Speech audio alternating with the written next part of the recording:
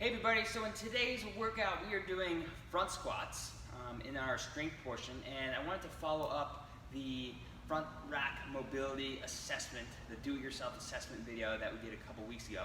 I wanted to follow up with a little bit of some drills that would help increase either range of motion or just overall capacity within those ranges.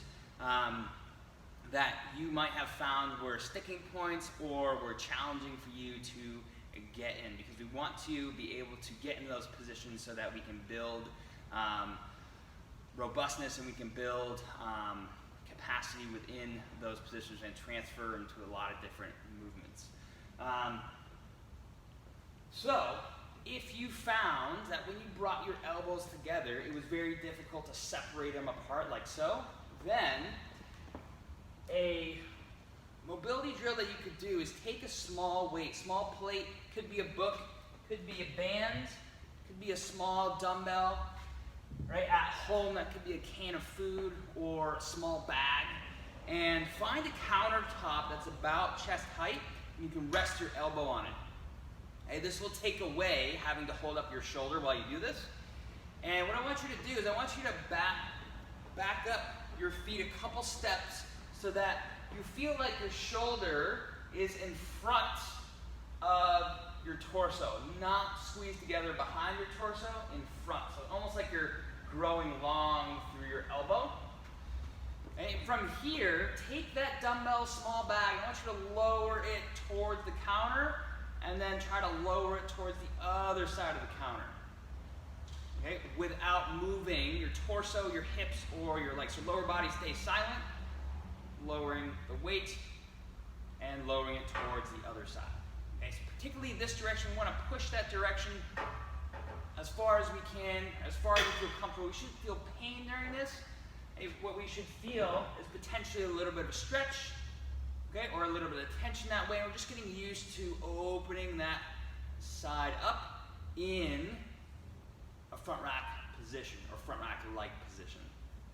And we can do that on both sides. If you found that it wasn't separating your forearms, it was just even getting your forearms in that position and getting your elbows up near your nose or in line with your shoulders during that assessment, then bring your elbows to that counter, hands together, and walk your feet back and start to put your head through your shoulders and walk right ahead.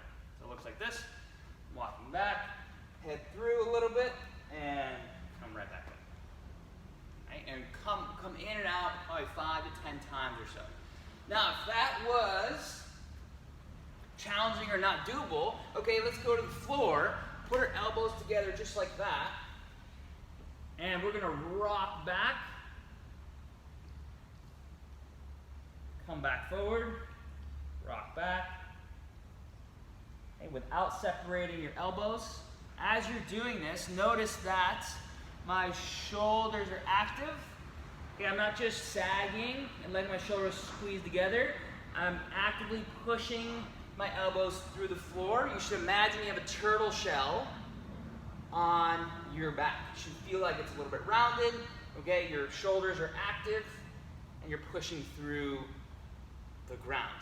If you found that when you were doing that wrist test where your fingers were facing a wall or post and you couldn't quite get a fist length and a half towards that post without your palm lifting up, and you maybe felt either a stretch or maybe a block or a pinch on the back of the wrist there, take a band, loop it through the wrist so it's on your back where a watch might show its time, and we'll bring it out away from the post. There's a little bit of tension on that band.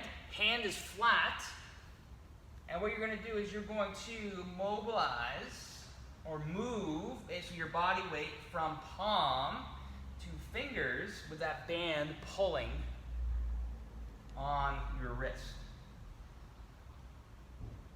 Just going to move back and forth. You're not going to the point where your palm lifts up just before that. All right, back in.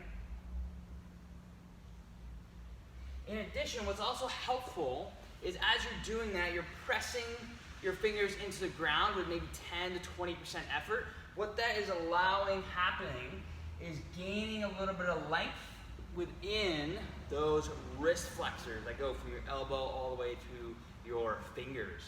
Okay? So that allows them, yes, to not only experience time under tension within that lengthened position, but also gets them used to being in that position so that when you do come into your front rack and you do have that bend in your wrist, okay, it's not super painful, it's not super uncomfortable. They've been in that position, they've done it without a lot of load. Okay, so it might be, maybe even feels a little more safer to get into that position. Okay, so those are a couple drills that you can do on your own depending on what you found in the mobility assessment. Hopefully that was helpful. If you have any questions or comments, feel free to pose them on the bottom of this video or in our Facebook page. Have an awesome day, guys, and enjoy your front squat.